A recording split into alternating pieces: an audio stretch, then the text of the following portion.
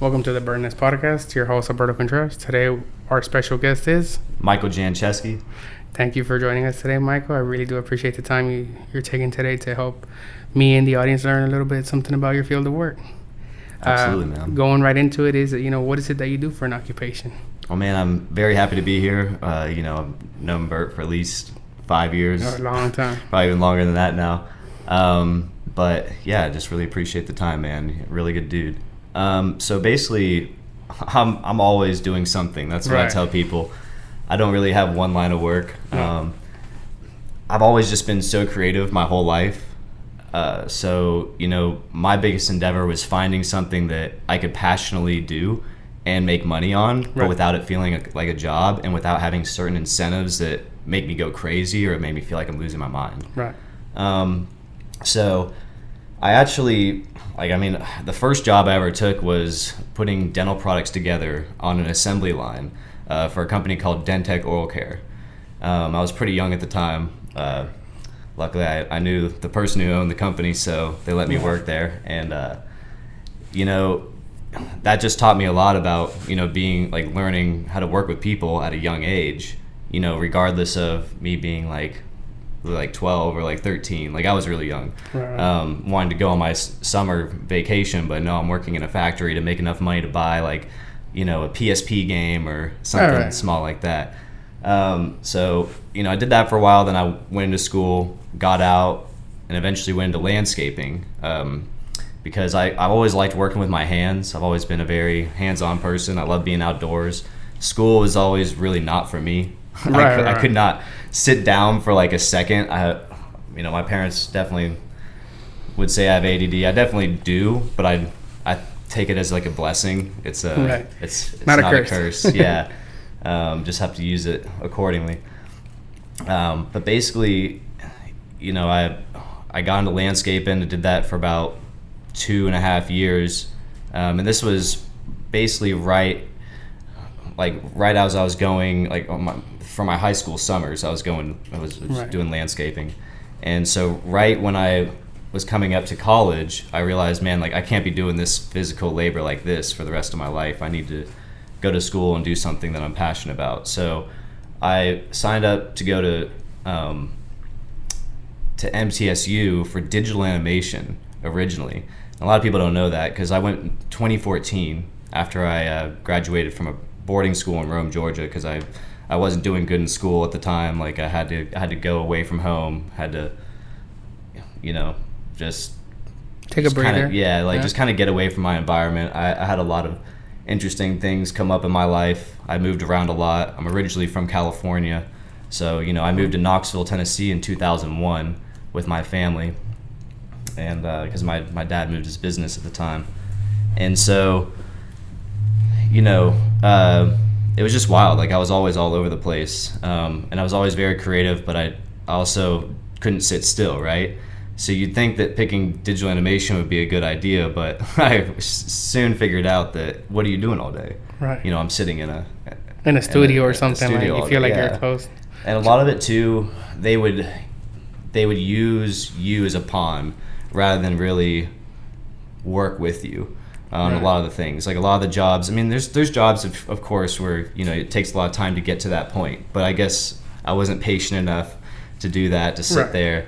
Where you feel like you're working for somebody, Mhm. and a lot of jobs are like that, right? A lot of people are put in that position where you feel like you're just there for them, Right. Where again, you want to chase something that's passionate about. You feel good about it. Well, you feel good about it when you feel like your input is appreciated, or your work has meaning, right? And so a lot of these places, they really milk you, right, for every drop that you can, and Yeah, and they put you on these projects that you might not be that passionate about, Right. And with me being so hard-headed and wanting to do what I'm interested in, it's hard for me to be told, okay, do this, right, and this is all you can do for this week. That idea drove me crazy. Mhm. I didn't feel like I was put on this earth to live life for someone else in that realm. I just wanted to be fully creative and flow with whatever came. right. Not worry about them finances, not worry about all that. Having to be told what to do, and with this, it's a clock in, clock out.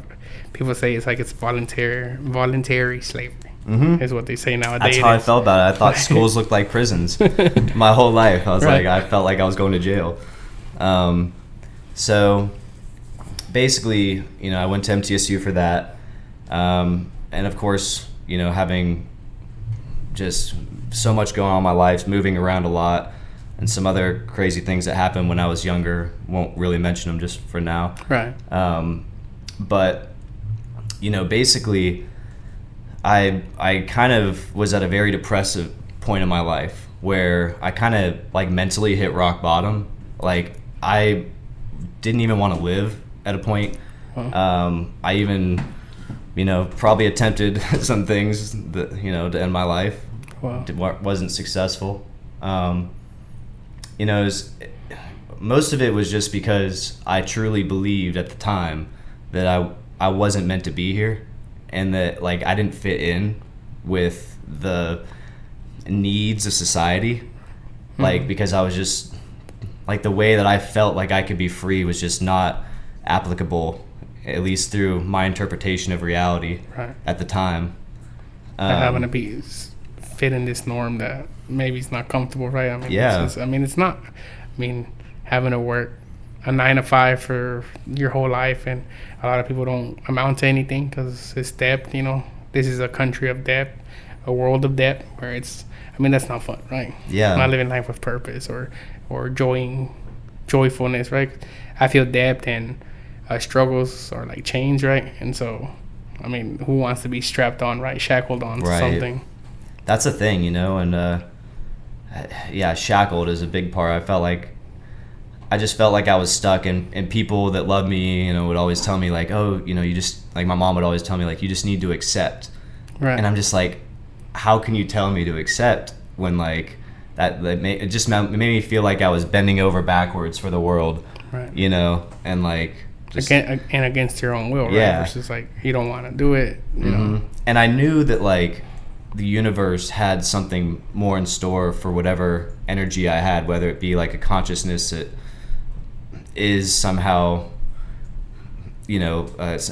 somehow it can move across other spans. Because I'm also like, I'm not religious, but I'm very I don't even know if I would use the word spiritual, but I'm very open to anything and any possibility, and I definitely believe in something higher than me. Like I speak to the universe all the time. Like I think it's definitely at work, and I have a relationship with it now that I never had when I was a kid.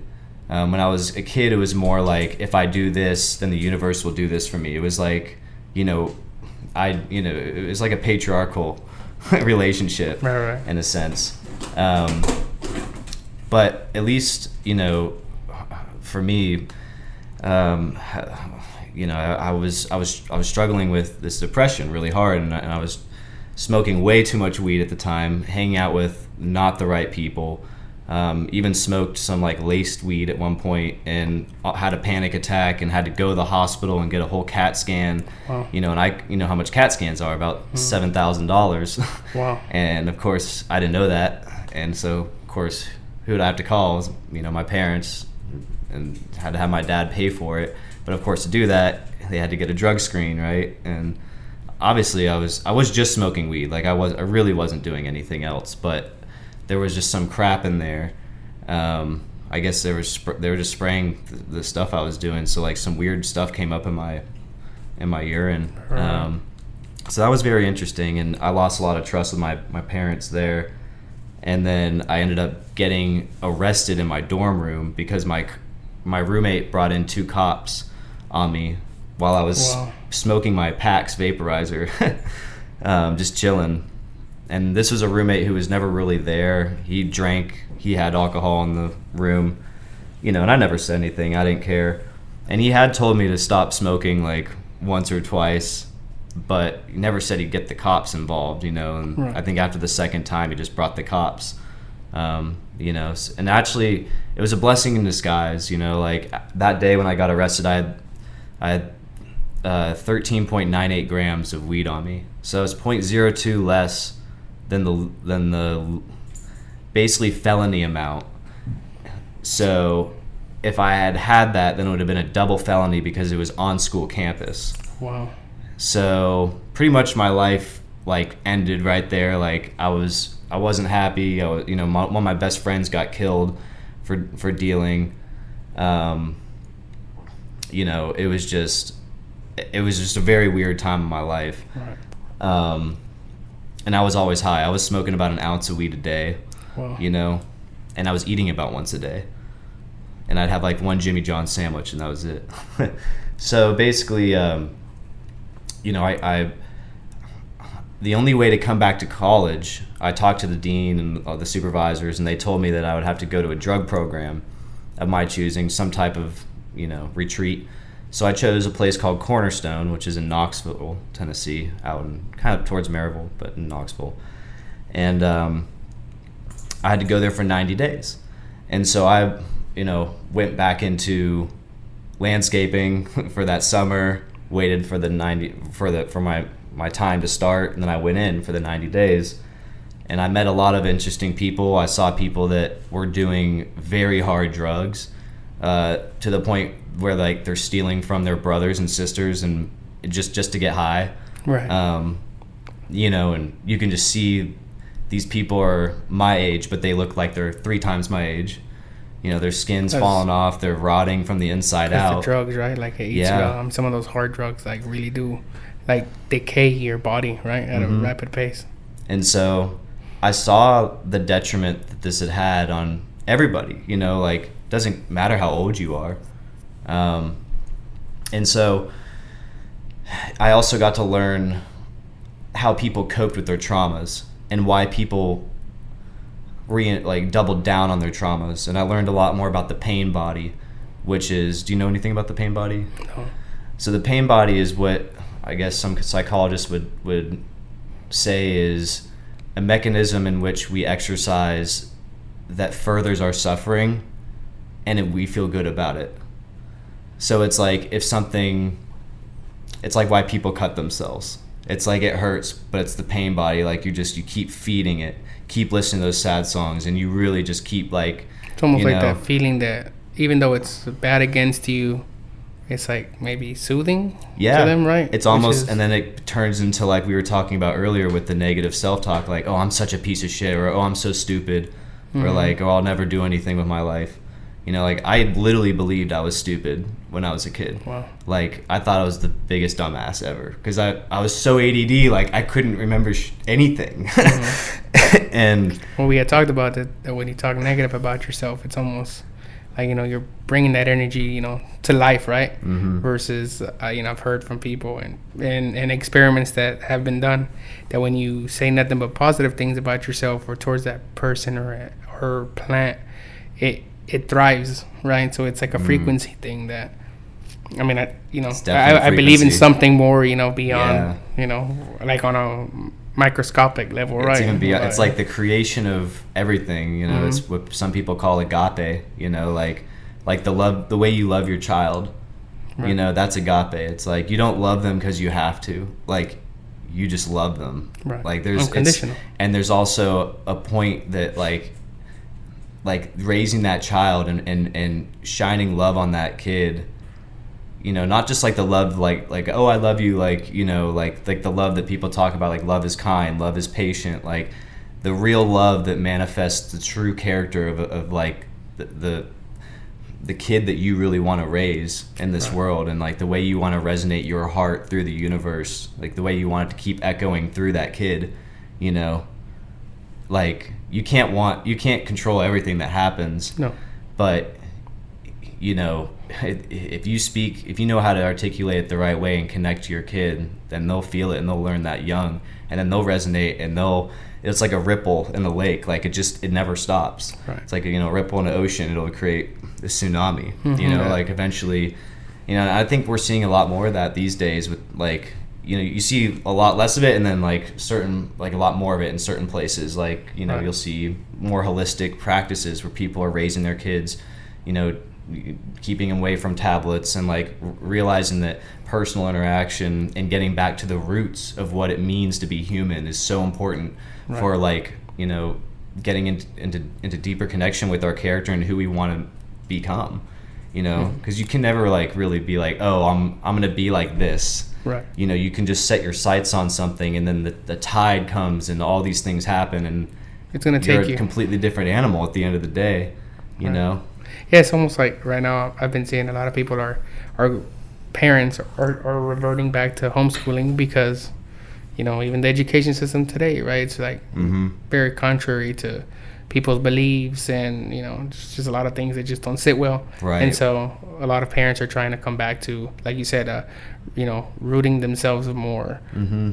You know, home ideas, ideologies, practices, and you know, more important things, right? Also like that one-on-one bonding time Mm-hmm. versus the parents work their whole life and they don't see the kid, Right. and they come home, and so again, like you said, that's a ripple effect. It does something Mm-hmm. to a kid. Like, you don't understand why the kid's upset at you at 14 or 15, but it's because it didn't start No. like a year before that, or the night before that. It starts really, really young, It does. because the kid, you know, sees, he may not be able to explain it really sophisticated, but he's starting Right. to understand things, and so Right. you can really mess up a kid from a young age. Like, Yeah, I mean, especially if like what you just said, like, you know, if you rob a child of being able to articulate his full feelings or his or her full feelings, then usually what you see is, you know, that comes up as like a trauma response, and it comes out as like acting out, or, you know, or like or doing nothing at all, you know, becoming you know, very isolated and introverted. And it's funny because like I have a lot of, you know, introverted qualities. Like I was telling you before, like Yeah. I was so shy when I was growing up. Like, you know, it was wild, and I'll even say it, like, you know, because I think this should be something that's just freely talked about. You know, I'm not ashamed of it anymore. I went through it. So like basically, when I was in 7th grade, I was playing soccer. I had been in soccer for like my whole life, pretty much at that point. And my soccer coach would basically like beat the shit out of me. Like he would drive me home and back and forth from home, because my mom and dad were divorced. But he would pick me up, and you know, he'd buy me ices, he'd buy me Playboy magazines and stuff. I'm like 12 years old. Wow. You know, and he would basically make me like run around the school gym naked, and he'd film it. And he'd also like ask me questions, and like if I got him wrong, then he'd spank me or like beat the shit out of me until I got him right. Wow. And to the point where like I couldn't stand, or I couldn't sit for like weeks in class because my ass would be so bruised. To the point where I told my sister, she saw it. I told one of my best friends at the time, and then eventually I told my nanny. And we were all going to a movie one day. We were in the car in the parking garage, and we were about to go in, and I said, Lucy, like, I have to tell you something. And she's like, okay, Michael. And I'm like, you just have to promise you won't tell anybody. And I told her, and she goes, Michael, like, I can't not tell anybody that. We have to call your dad right now. And I was terrified. Like, that scared me more than anything, like, because I knew my dad would just freak out, like probably go kill this guy, you know. And so we go to my mom's house, and they're divorced, so like and then my dad comes over, and that's a big deal. Like, so now I'm upstairs, I hear my mom and dad downstairs, he's yelling. Somehow they call him. They thought it was smart to call him. Right. And he's like, you know, yelling, like cussing him out. Why the F did you do this to my son? Doesn't go anywhere, obviously. He shouldn't have called him, because it kind of tipped him off. Right. Because he had all these videos and all these things. But luckily I had a video on like one, like I recorded on my phone once, and some other stuff. Like, we had enough to get him. And of course the testimonies from my sister and my best friend, you know, and teachers like literally saying like I can't sit in class. Right. But, you know, basically the cops came to the school, they raided the whole school. Like, everyone made up this lie that like I fabricated the story just to get attention. I was 12 years old. I didn't even know what like porn was, you know, like how would I make that up, you know? I had maybe a couple friends from that, but you know, that was 7th grade, so I went straight to another school for 8th grade, and then that's when I went straight to boarding school after that, because I got a D and just wasn't doing good at that point. I'd felt so taken advantage of. Right. Luckily, he never raped me. He never like, from what I remember, never touched me like that, like in the front, but who knows? Like I was 12, you know, Right, maybe right. like it was weird stuff. Man, you've been through some And things, man. yeah, that was Like- that was a hard one, you know, because like because he would tell me too if I told anyone he'd kill my mom and my sister. Wow. Yeah, because he like literally would drop me off, Right. and it would be very easy for him to just walk right in and kill him. It's amazing how like evil some people are, you know. Yeah. They're like, I bet you your parents never thought of that of him, you know, No. or like that he was a good person, and how Everyone didn't think that he like, had everyone fooled. how two-faced somebody can be, right? Like Yeah. like be able to pull off a disguise. So, and I Mhm. bet you that probably did something negative for you growing up, Especially right? at such a young age, it completely destroyed my level of trust for people, Right. especially like grown-ups. And you know, like anyone telling, I think it reinforced my hard-headedness of not doing what people tell me to do, because it's like, you know, I was just like what is this? Like, what do you? Who are you to tell me? You know. Right. So, you know, of course, I had to go through that, but I think it's important to speak about, because you know 1 in 4 men are actually like sexually abused, and I think it's like 1 in 6 women are as well. But it's weird that the statistics are actually higher for men.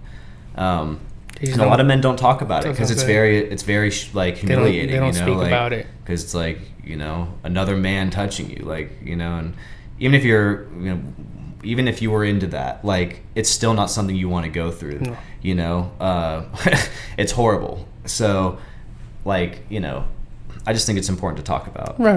And also, because I said that, I saved, I'm pretty sure, a couple other kids at my school. Some of the like word through the grapevine, you know, it wasn't just me. Right. Oh, I mean, it took a lot of strength for you to come forward with that. Yeah. And who knows how scary that is for you, and hopefully, you know, no one ever has to go through that again, right? With Yeah. that person, because, you know, you spoke up.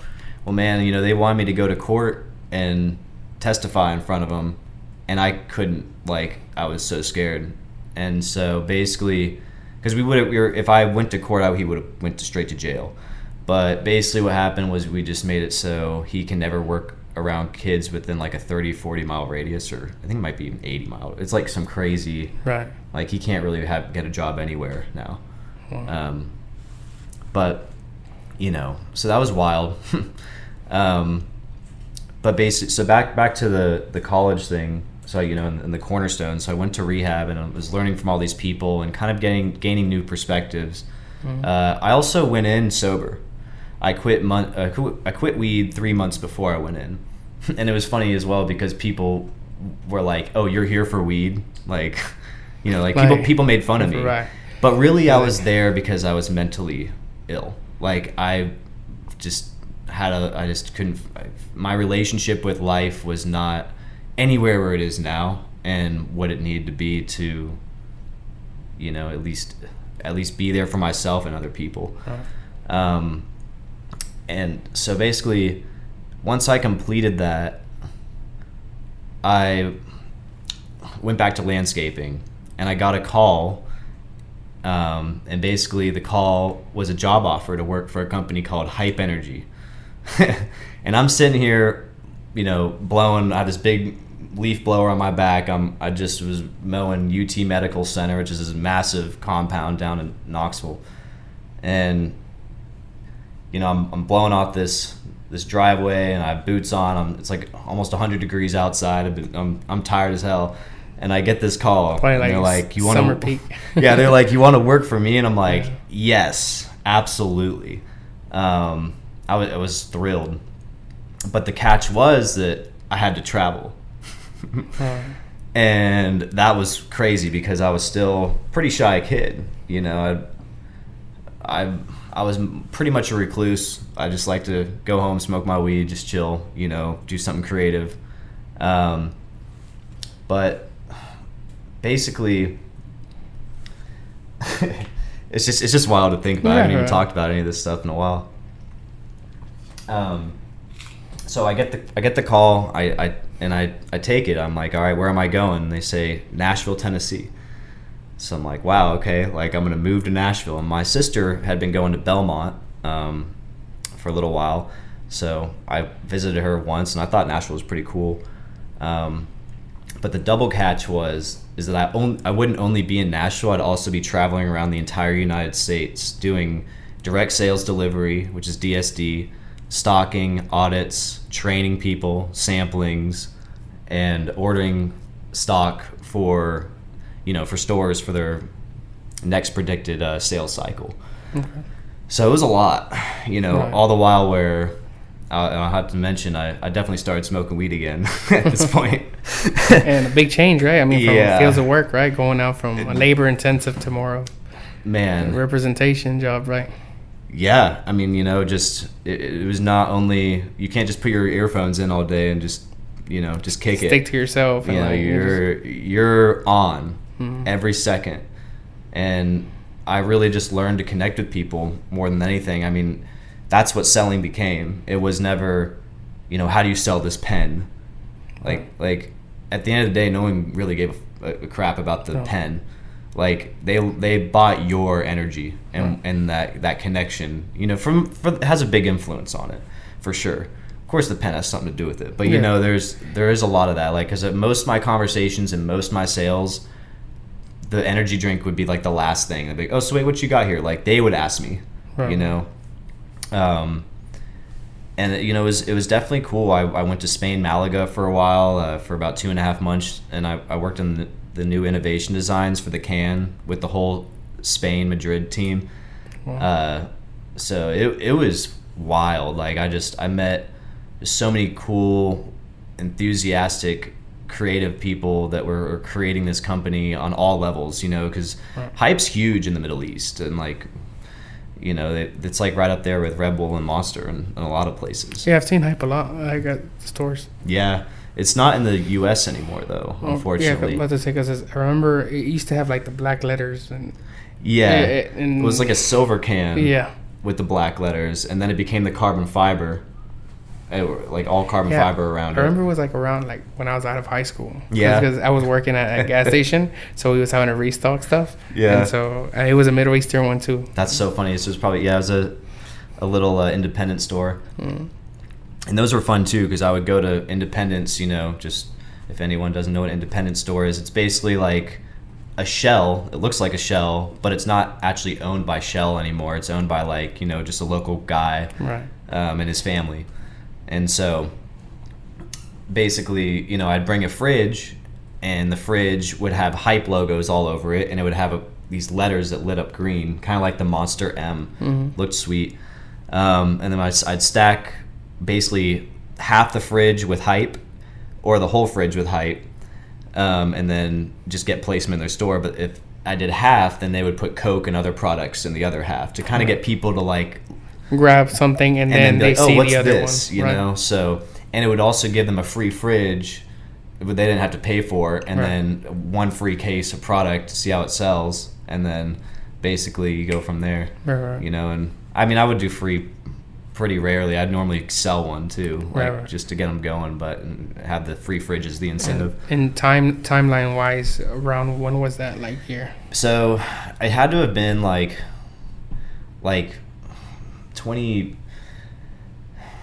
2016, 17, I think. I think it was like at the end of 2015, I went into hype. And then I did it all the way through like 2019, I'm pretty sure. And how was that paid? Was that commission based? Was it like it was basically, salary? so when I first got on, it was just straight, like a straight pay, Mhm. like a salary, but it was like a weird, it was hourly, but it was, I worked way more than the average person. Right, right. I was doing 16-hour days. I was doing, like, I was honestly doing some crazy things, just even driving wise, I would never do again. I mean, I was driving 3,100 miles a week. Wow. I mean, that's probably, actually, it is more than what's legally allowed. Right. I mean, some people Yeah. clock that in like every like 2 months, 3 months, and that's still people that drive a decent amount. Hmm. And, because of that, like I was always on the road. I was always living in hotels. And then I kind of started to spiral back down again, because where I was making good money, I was selling my soul for a dream that I could become a multimillionaire if this blew in the U.S.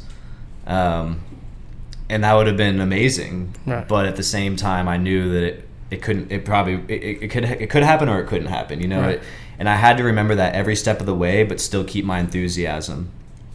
And I think through that, it made me realize, you know, I love people. I love talking to people, and when you get rid of the money, you know, if it's like at some point it's like, why am I doing this? Like, if I also know I'm gonna completely fail, how can I authentically really show up right now and show you that like I care about this or just care about being here, right? Right. And so, you know, it definitely took a lot, but I just kind of kept spiraling down again, and I just got really depressed. And I started just smoking a lot. I was dabbing all the time instead of smoking weed. Like, you know, if anyone knows what dabbing is, it's concentrated THC. It's way more intensive. Oh man. And I got up to about 3 grams of wax a day. Wow. Which is a lot, at least for me at the time. And I had like little G pens, you know, I was always high. And it, you know, I am happy I never became like an extreme alcoholic or ever did any pills or anything like that. Right. Because I had friends from acquaintances who were literally ODing on this stuff. Like I would hear about like a friend of a friend, like oh, that's wild. Like, glad I don't do that. That you weren't doing hard drugs, right? Things No. that are like if weed's hard to control, imagine things that, Yeah. like, you know, you How scratch can you yourself bounce back and you need after it, right? abusing something like Xanax or, you know, amphetamines or, you know. And having to clean up from that, I've heard is hard because the body like turns itself into like the opposite. Like when you're having to cleanse, it's almost like you get sick. You start doing all this other stuff. I've seen like people that clean. The body tricks itself to It- think it makes you think you're sick, so you go back to the drug to that you fix need it. it.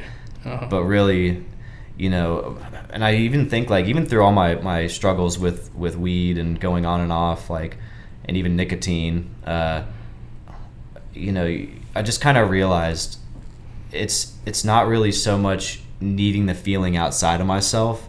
It's what I was really searching for was just to be okay with right now.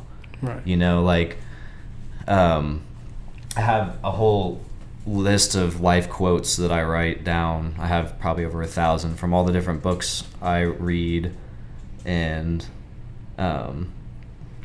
just everything I hear, like on a podcast or anything like that in life. But basically, this one it says, happiness is that calm and peacefulness you feel when you're okay with life as it is. You know, it's like, definitely that's one aspect of happiness, but it was definitely something that encompassed like what I was trying to get at. Like, that was a lot of the feeling. I was like, oh, so like I just want to be content with how I'm with everything. Right. And then I started realizing that when I was taking these substances, I got so out of my head that I was like poisoning myself in a way. I was poisoning the potential of what could arise out of just me being authentically true to myself. Now, I still enjoy weed. Like, I take edibles, probably like 1 a day, honestly. But I still work out very hard. I think if I didn't work out, I would get a lot of brain fog. And I make my own, so they're very clean. I have like special gummy mixes that I use. But I've always just loved the therapeutic effects of it, but I've also understood I can't abuse it. You know, it's a tool for me, and I don't use it to get out of my head. It's more of like a vasodilator than anything, because it opens up your blood vessels. That's one of the reasons why your eyes get so red. Right.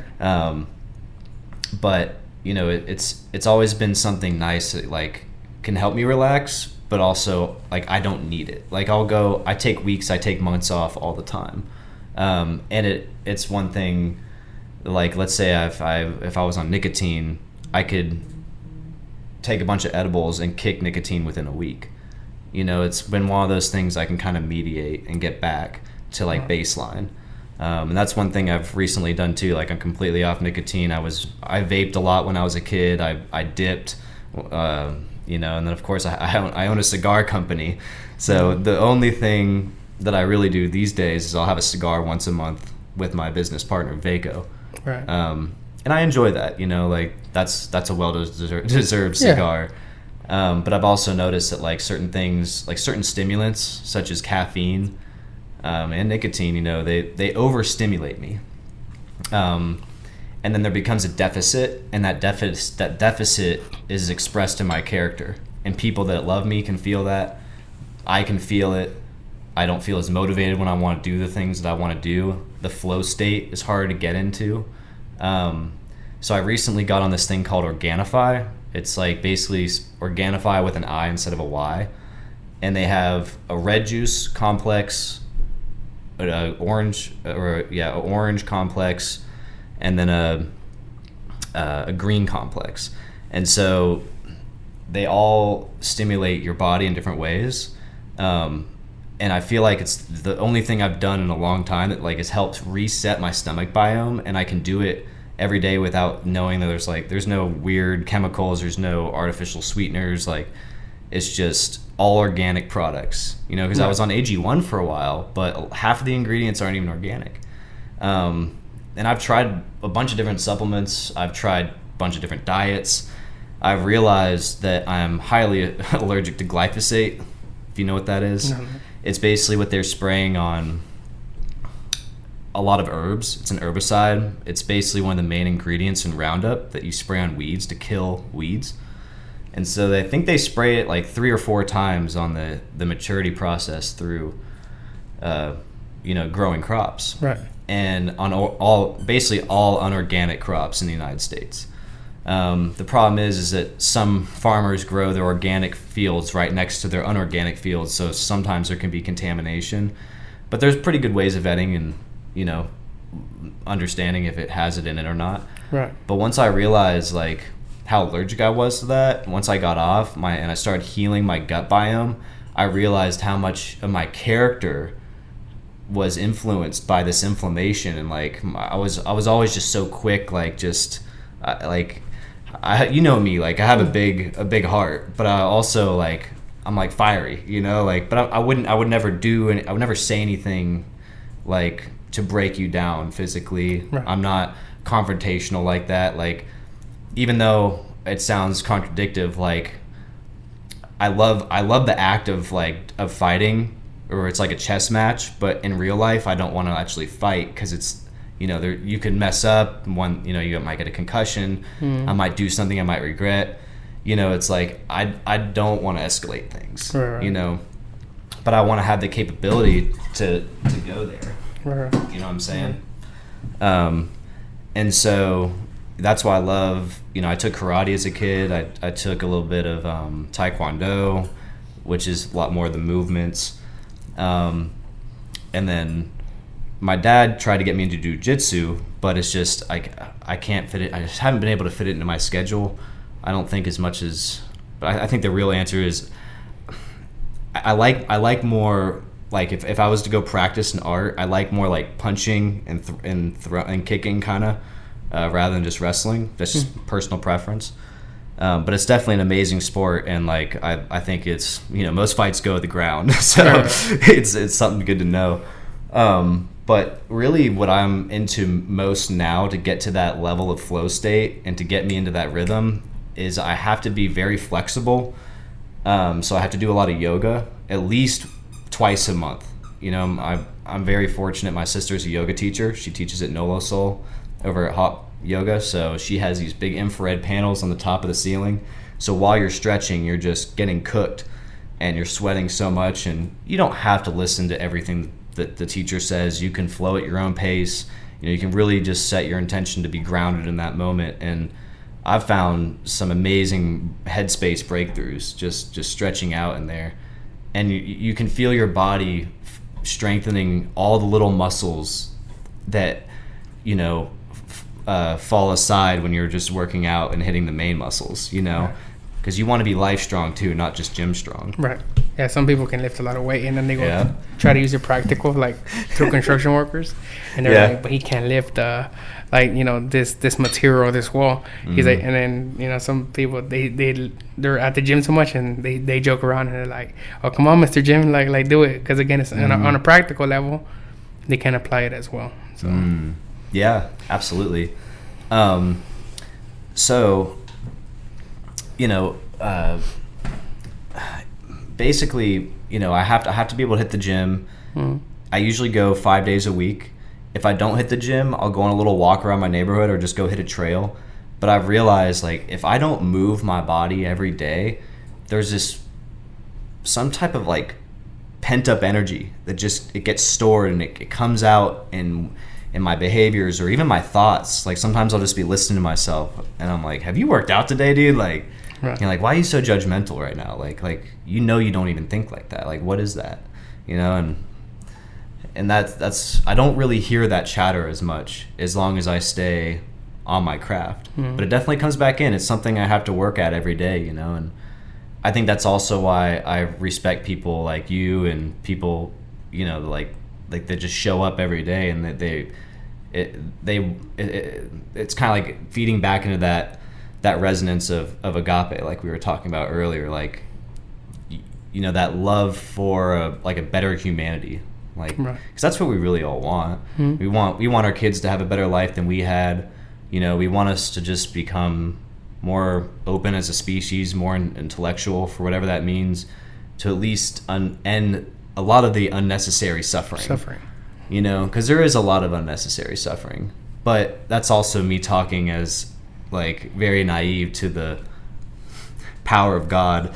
Like a lot of the times the suffering is exactly what you needed, you know, Right. and it's a lot of the times a blessing in disguise, just like our conversation earlier. You know, it's Through suffering come lessons learned, come you know, they say, you know, it's the fall before the rise, right? It's Yeah. being able to appreciate the things that you have in life. And yeah, it's something that's, I mean, again, it's like you can't have success without failure. The reason I say that is that they say that if you've never really failed in life, that you won't be ready for when you do fail, right? Because hopefully we Right. never fail, but some people fall off, like, you know, they're, you know, where they're at today and don't know how to get back up. right.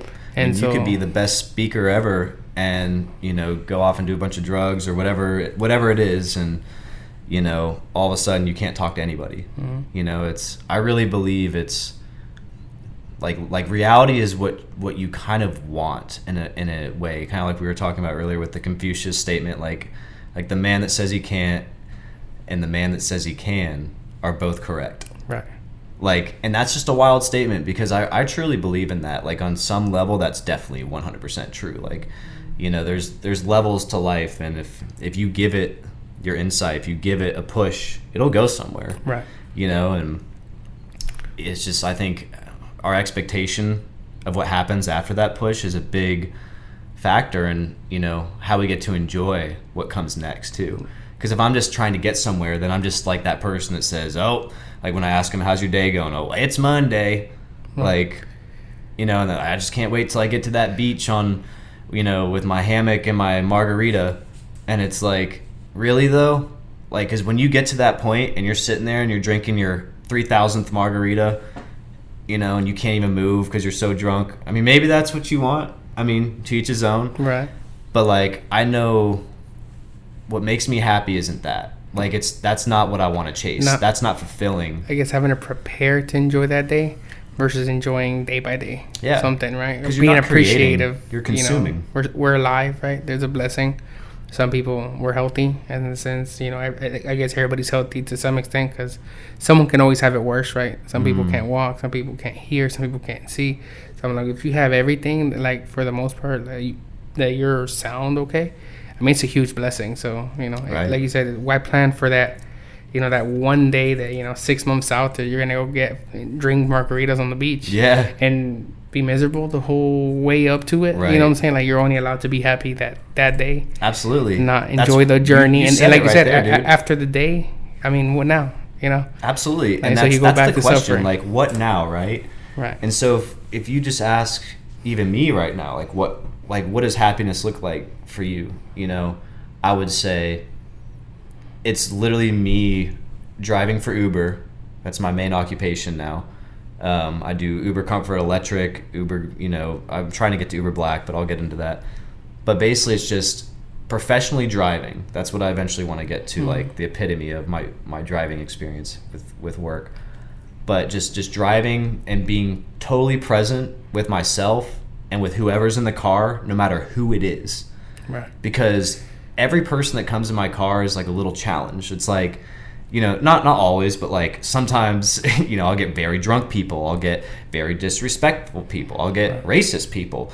Like I'll have people say like the most horrible stuff. And, depending on my response, it kind of gauges how the situation will go. And also what's hard about it is it's still a job. It's not like I'm just driving around people in my car without Uber over me. Right. Like I can't actually tell people certain things because I don't want to get a 1-star. I can't cuss someone out or something like that, which is good, but at some level it's not too. Like one time someone tried smoking crack in my car, and it's like the only thing you can really do is be like, don't do that again, please. Like, and I try to de-escalate it so much. Probably, I've told other people this story and they said they would not do what I've done. Right. But I just said, look, I'll still give you 5 stars. Just please don't do that. Right. And like, we'll just go our different ways. And I just thought like that was the best way to deal with it, because I felt like if I made a crackhead who's willing to smoke crack in my car feel uncomfortable and also am rating them bad, they're probably going to definitely give me a 1-star. They might even report me and say I'm doing something stupid because, just they want to get back at me. And all because you had a reaction. Right. All because I had a little reaction and I couldn't just be a bigger person. Right. Even though every part of me wants to say, like, what are you doing, and shake them and literally throw them out of my car on the interstate. Right. Like, I'm not going to do that. Right. It hurts your day. It can hurt your future. Oh, yeah. And it also hurts your mood, right? Like, it's one of those, like, just stop. Like, we stop accepting, negative things, right? Like that's a negative situation that you're uncomfortable with.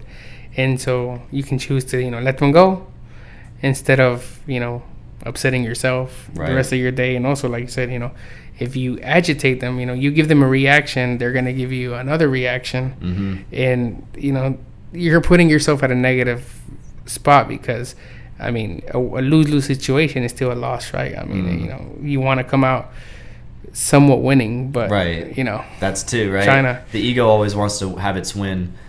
It's interesting, but at the end of the day, I really want to be able to sit there, be totally present, and not feel like I have to be anywhere else. Like, I'm not in a rush to get to work. Mm-hmm. I'm not like, I'm already at work.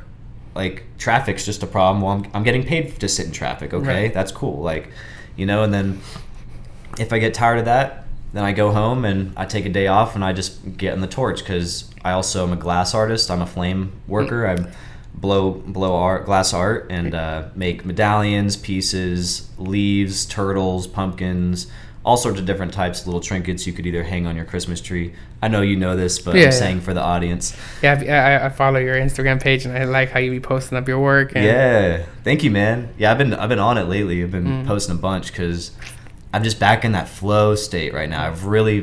I feel amazing. I feel so energized. I feel like my mind's clearer than it's been in years. Right. And I also learned to just start saying no a lot more too, especially for people that just kind of come in my life and take advantage of what I provide. I'm not going to get too deep into it, but I just think that it's important to realize when people are taking advantage of you. Right. And the saddest part is when it revolves around those people falling into drug problems. And because then it's not really just the person, it's the drug driving the person. Right. The drug's taking the wheel. Mm-hmm. And so I've been kind of dealing with that on some close friendships, and it's been really sad to see. There's also, again, not healthy for you to stick around this stuff, right? Especially if, again, those energies push on you, right? They do. And either you choose to accept those energies or step away from those energies. It's also a liability, I don't want to get in trouble No. again with the law for something stupid that someone's continuing to be negligent on. Right. You know, I truly value my life and my friends and, you know, what I've worked for, and the way I look at the world is not cynical. It's not, I don't have a lack mentality. Right. Maybe I do deep down that I'm not aware of, but I sure as day try to be aware of any shortcomings that I have in that aspect. You know, I truly value awareness and just you know, I don't even think it sounds cliche, because it is what it is, like, and just, you know, furthering like the true meaning of what it means to kind of love yourself through reality. Because it's like I said, like, love it's an interesting word. It's not, sometimes love is harsh too, sometimes love is kind, you know, and I need to be completely open but have the right discernment. Right. That's the best way to put it. I want my heart to be open and have the best discernment at the same time, you know? And you get to pick and choose, right? I mean, you know, to stay happy, right? And so those negative things, you know, I mean, you're in a position where, you know, you're able to say no to the things, right? And because, like, right now you were telling me, so in present occupation, you do Uber, you have your glass company, and then you also have your cigar company. And so it's like, it's you know, if you have other things, I mean, that's already 3 whole things that you're doing. I mean, it's and a lot of. Mention the meal prep company. Y'all don't know. Meal prep. I would sell Alberto here some meal preps. He was one of my best customers. Yeah, we were going like religiously, like clockwork on my door every week. I just tell them like, hey, we'd have a pickup date, right? And we'd go and we'd pick them up, and man, they were delicious. And my neighbors thought I was trapping for sure. But we came out with like bags of food, we not dry. made sure it was like bags. Like, I told them all, like, I'm not trapping. Like, it's food. This is Alberto. He's the homie. And I guess so our audience knows a little bit, you know, again, like, business wise, right? So you have your cigar company, you have your glass company, you have Uber. Again, you don't have to be very specific, but, you know, income wise, what would you say, you know, like, figure wise? Is it, you know, that each one's producing? Is it, or all together? And is it something that, you know, like, is it seasonal, like some of these fields, right, do better in certain seasons? Or is it like a certain amount that you're seeing on average per year? Yeah, so, you know, the interesting thing is I feel like this year is the first year I've been fully free to fully capitalize on my businesses. So I'm really starting to see that now more than ever. Glass blowing, you know, has always just been a side hobby for me. It was one of those things that I never wanted to work for somebody, you know. I always had that in the back of my mind, to the point where, like, you know, if you, like, I can make bowls, but I'm not that good at them, so I'd have to get better at them. I mainly specialize in jewelry and stuff like that. But let's just say someone wanted me to make 100 bowls, right? That's just a lot of work. Like, I don't want to just make 100 of the same exact thing, like, because then I'd feel like I'd be burnt out. Like, my favorite part about glass blowing is going into it and just literally having an idea, and then it literally turns into something completely different, you know, and that's fine, because that's just the art of it. Being a creator, I mean, it's your style. You make a piece and you want to sell it after or keep it, right? I mean, you're doing what Michael wants, right? Versus having to take orders from people. People will tell me to have customs, and I'll make them a custom. But you know how long it takes me to, like, actually get to the custom sometimes? Like, I need to get better at that. Like, I've been better lately. It's been doing every one of them about in a week or two. But you know, it used to be months, or like I would put it off just forever because I would just want to make my own thing. Right. But yeah, so that company doesn't really make too much, because after paying the yearly fee and the taxes and everything, it's like, I don't, like, not even anything over like $5,000, honestly. It's just more just like a hobby, and for me to flow in that flow state. And it's also something that I'm doing it is physical, because my hands are up and my forearms get super tired, but I'm not like, the only reason I'm sweating is because of the heat. Right. You know? It's consistent. The torches are on and everything. Where it's like, if I'm driving, I can drive forever. That's why it's such a great occupation, because I can listen to my podcasts, in between people. I can find new music on YouTube Music. I can have great conversations with people. I treat everybody like this is literally how I treat people. Like if I just shot my consciousness to a random planet in the universe and there happen to be humans on that planet, like I know it sounds a weird way to put it, but like it's almost like I had to get out of my reality to appreciate my reality, if that makes sense. Yeah, like still having to step away from, I guess, like everyday, practices versus putting yourself in that field of work. You know?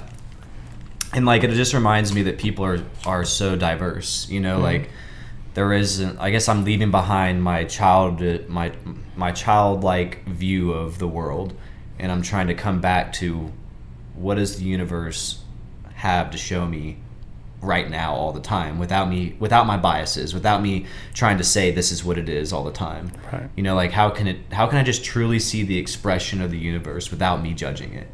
And Right. I just try to look at life as much through that lens.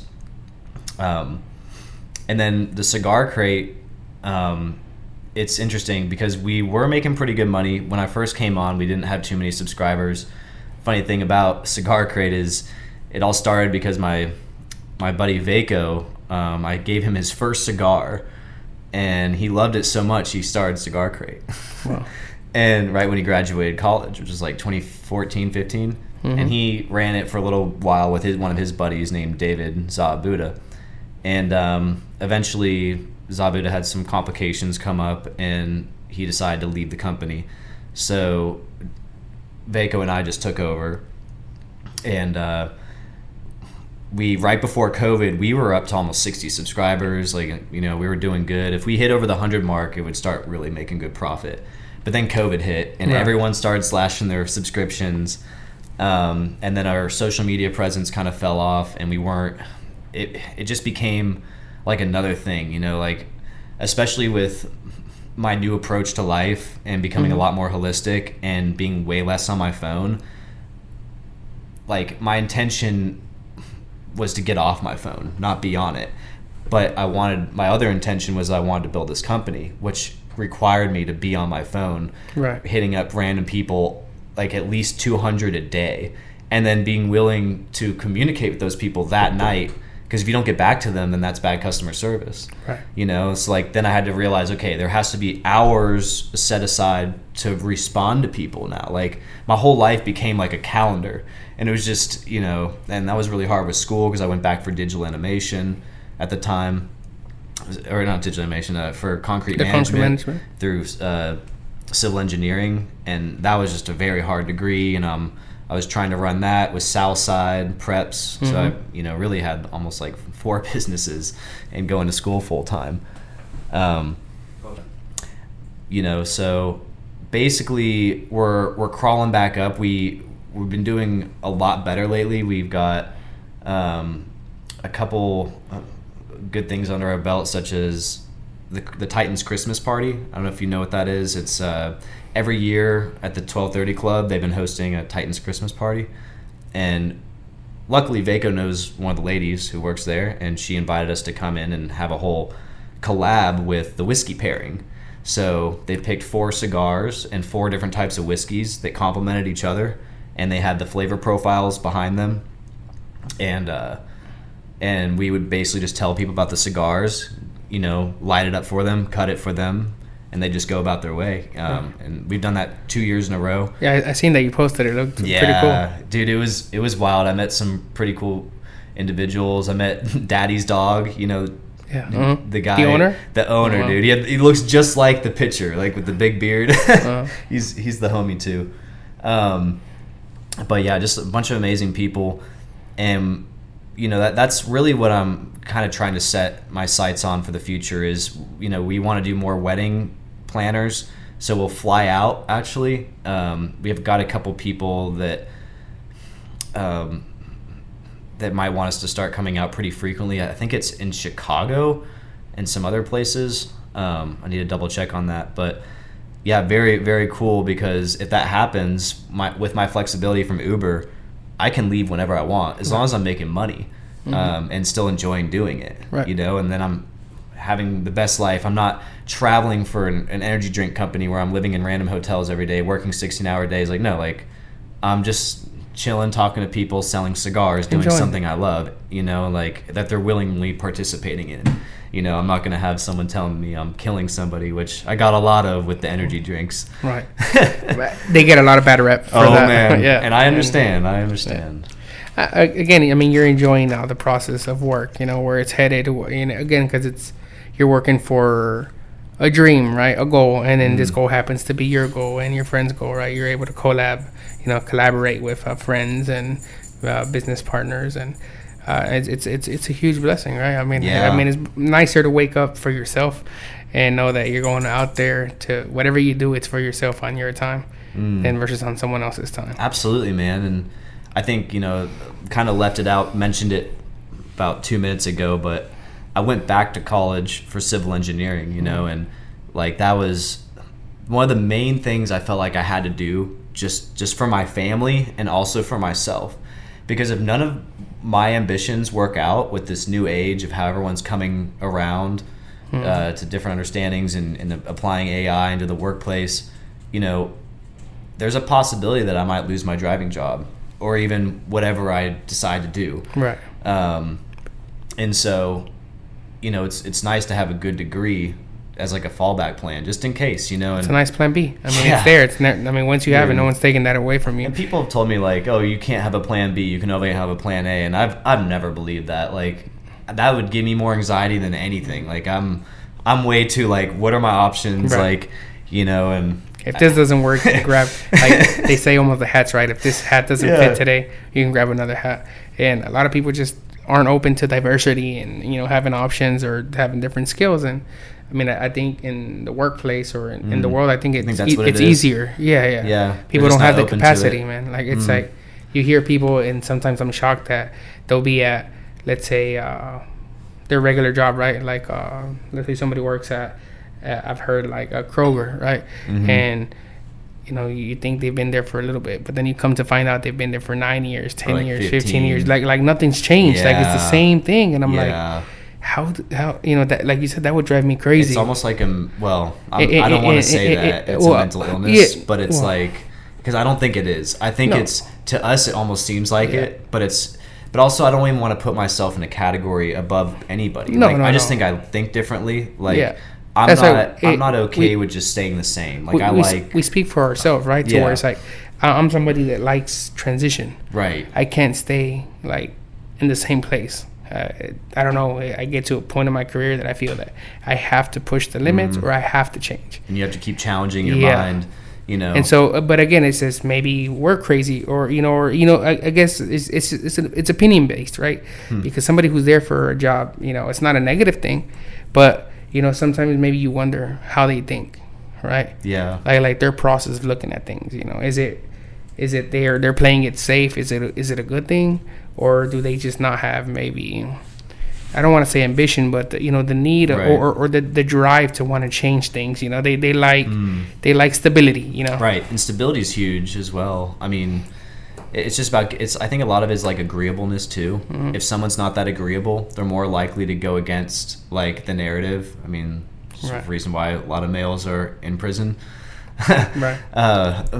You know, it's just, when you really break down human psychology, I think everybody at the end of the day is here for a purpose. Like, we need the person that can do quantum mechanics and can sit there for hours and, you know, might look like a drone, but like they're having the time of their lives, maybe, like, for their perspective.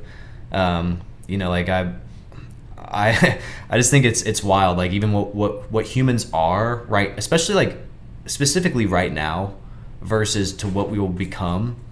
Because I think, you know, of course you can always say we're going to be human, but at some level, like, are we always going to be called human?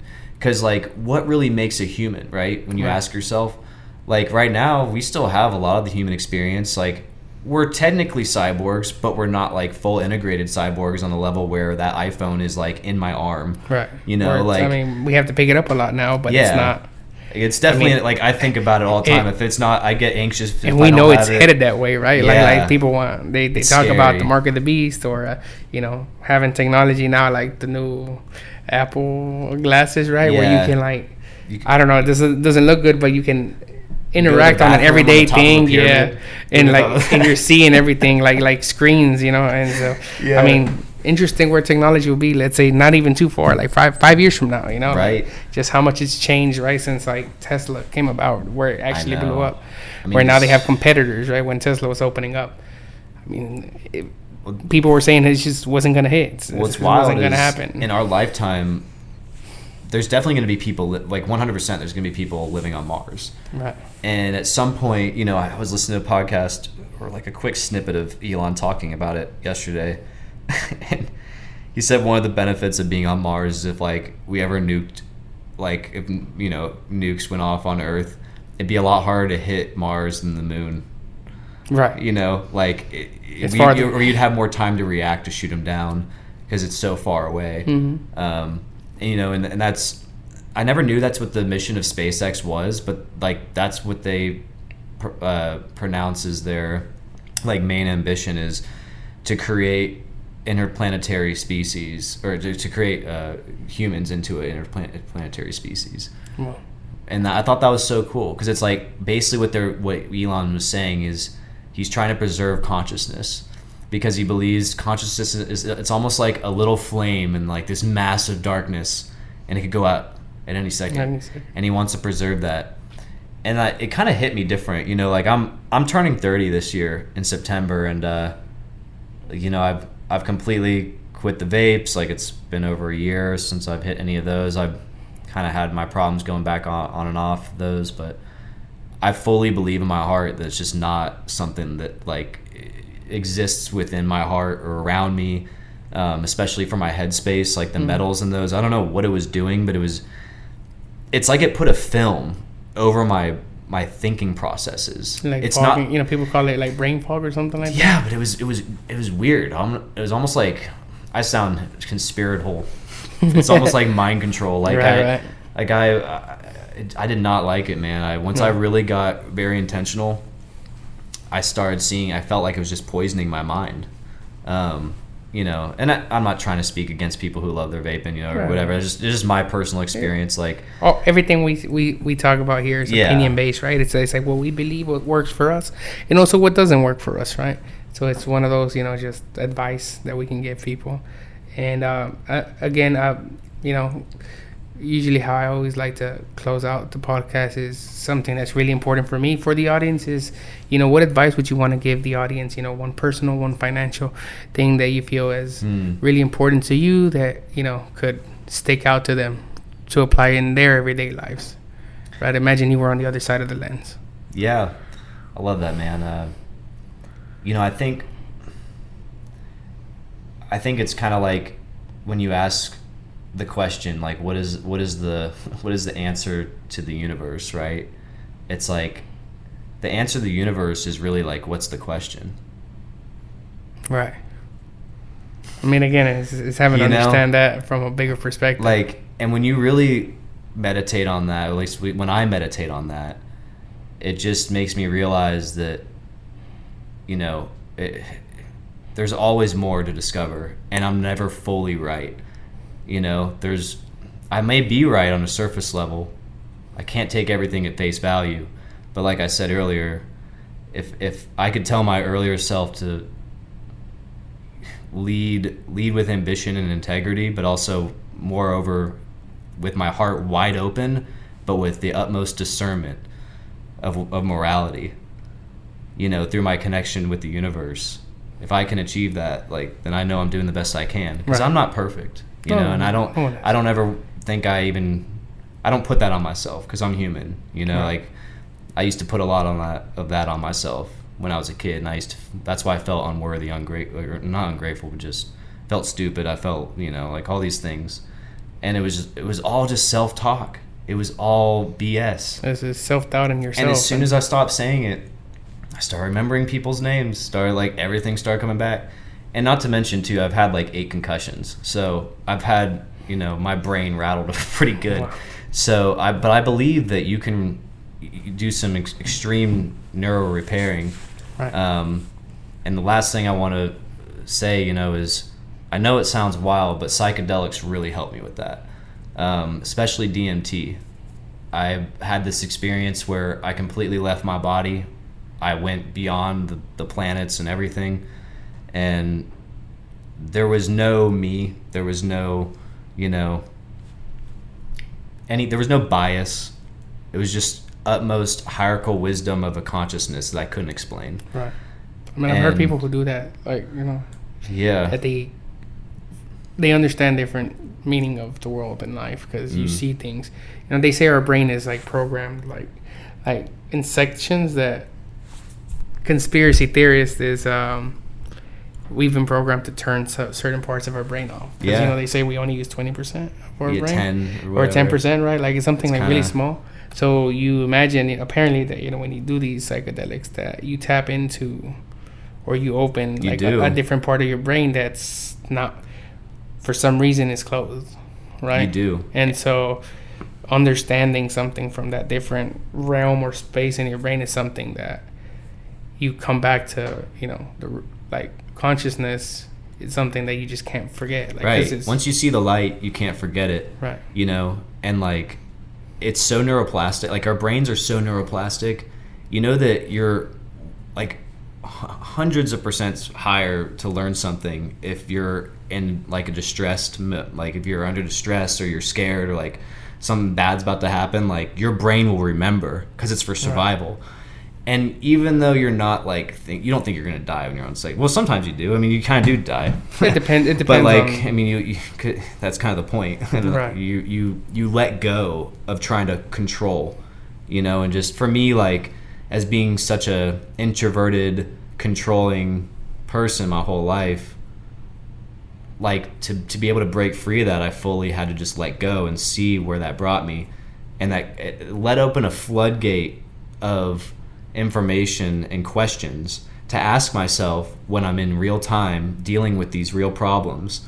And I think that's something I tell people all the time. Kind of another thing to add to your question is, like, if people can really figure out the right questions to ask themselves, you can save yourself from any loophole, pattern, spiral.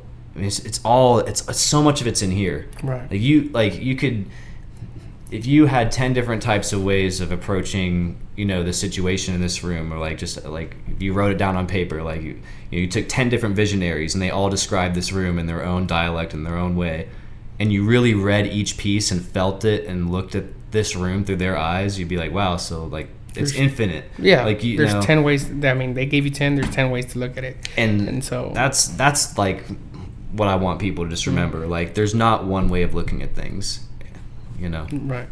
So yeah, because it's one of those things that being able to look at something and I don't think necessarily problems have one answer. Like you said, like there's 10 answers. There could be an infinite amount, and being open to seeing other possibilities or answers is sometimes what can make or break you. When life and wealth and health, like from a just happiness, right? Like not trying to, I don't know, push yourself down a lot, right? Like look at the world negative, because I mean a lot of bad things are happening, right? But if all we see is the negative and we don't appreciate like the now, the good things that we have, I mean, it all comes back to the present. So like for you, if I was to turn it back to you, what would you say? Like beyond that, is it kind of the same, or is it like that one thing you would want to leave with people? Like if you were on your deathbed and obviously you're not, so that answer's gonna be way different when you are, but I mean, if I was here, if I was gone tomorrow, I want everybody to know that believing in yourself is actually one of the, for me, it's one of the most important things, because it doesn't matter anything you want to do in life, any ambitions, drives, goals you have, if you don't believe in yourself that you can do it, it's gonna die out. Like having persistence, that perseverance of not giving up, of believing in yourself more than anyone else is the strongest belief you can have. I mean, everything starts with you. I was telling my fiance this guru that I saw a video that he was talking with Mike Tyson, and he said, he was like, you can never make anything outside from you 100% happy. he was like a person. He's like, you can spend all the money in the world, everything you can, you know, to people, to animals, to plants, whatever. There could always be something that they said that you didn't do. There's always something extra, so you'll never achieve 100%. Yeah, because that person needs to do it for themselves. Right, person, plan, it all comes back and to so the only person yourself. you can 100% is yourself. That's like I think there's a book. It's called "It Didn't Start with Me." I'm pretty sure that's what it's called. Mm-hmm. But it kind of goes back to the aspect of that. All like most of our emotions, like a lot of our things, like that we deal with on the day-to-day basis, like, you know, character traits or whatever, like thought processes or reactions, they all come down to our ancestors and how their memories are actually literally passed on through their DNA. Wow. So we're kind of an extension of our ancestors, but even on a like a philosophical level, like neurological level, like where we're feeling the same feelings, like if something bad happened, like to my dad, or, you know, like let's say he had like a bad like cocaine problem or something, I'm just making something up, right? And then, you know, almost died from it. Would I would I be more likely to be, you know, not wanting to take that if I saw cocaine? You know, like would I be like inherently opposed to it? And the answer is yes. Like there's a lot of psychological studies. I mean, even when that's why certain people are way more afraid of snakes than other people, because like if you trace their lineage, you'll find that like their great aunt died from a snake or something. Wow. It's just like, you know, certain things that we're so connected, man, and especially now with how society is, and, you know, I think that's more important than ever. We need to take advantage of these platforms, and and, you know, that's why I love doing this. That's why I came here today. You know, I obviously could have made any excuse, right? But like, no, I was honored the second you asked me to come on this podcast, because this is my first podcast, but also I think it's something I've been wanting to get into as well, because I think not only is it important to listen, but to also produce. Right. Because you know, back to our conversation, it's if you just consume, it, you know, it doesn't go as far as if you were to produce too. It's a perfect symbiosis, you know, and I want to add that aspect to my life. So thank you, brother. Oh, thank you for coming on the show today. I've learned a lot, and, you know, I hope the audience has learned a lot of, you know, just, you know, believing in yourself, and, you know, the advice that you've given us today. And, you know, again, man, there's so much more we can talk about. Man, gotta have you back on here. I know. You know, I'll be down in a few episodes, and, you know, continue where we left off. And I appreciate you taking the time today to come on the podcast. Thank you. Hopefully the audience, you know, learned something really, you know, good from today's podcast. And just remember, you know, just, you know, the guests come on here, you know, they take their time off, and the only thing I wish for is that they take the time to see the videos and learn something, because that's the goal, right? Yeah. If we change one person's life through this, you know, even as small or minimalistic, I mean, that's the goal. Absolutely, you know? dude. Being able to change somebody's life, career, you know, just the way they see life, right? Because it's, again, if you only see life through your lens, that's all you'll ever see. Right. So having as much exposure to different experiences, how we see life, how we're living life, how we're approaching life, can really change somebody's life for the better. And just, you know, if they, you know, they themselves have that self-doubt, something that they're lacking, and needing that extra push, I hope that, you know, we're the ones that can give them that extra push. And we can, man. It's just all about saying you can, you know. Yeah. Do you mind if I call out my businesses? Of course. Yeah, go ahead. Yeah, so if you guys ever want to check out my cigar business, it's Cigar Crate, CIGARCRATE. That's one word. And then my glass business is Abundant with a T, and then _ Creations with another underscore. Michael Jancheski. Thank you, guys. Yeah. And then when we post a video again, you know, we always put the hashtags, right? Like the links, like to your Instagram profile, and we can also post up. You know, you just text me or send me the website, and we'll add it on the link. Sweet. I appreciate you taking the time. And again, guys, have a good rest of your night. Thanks, guys.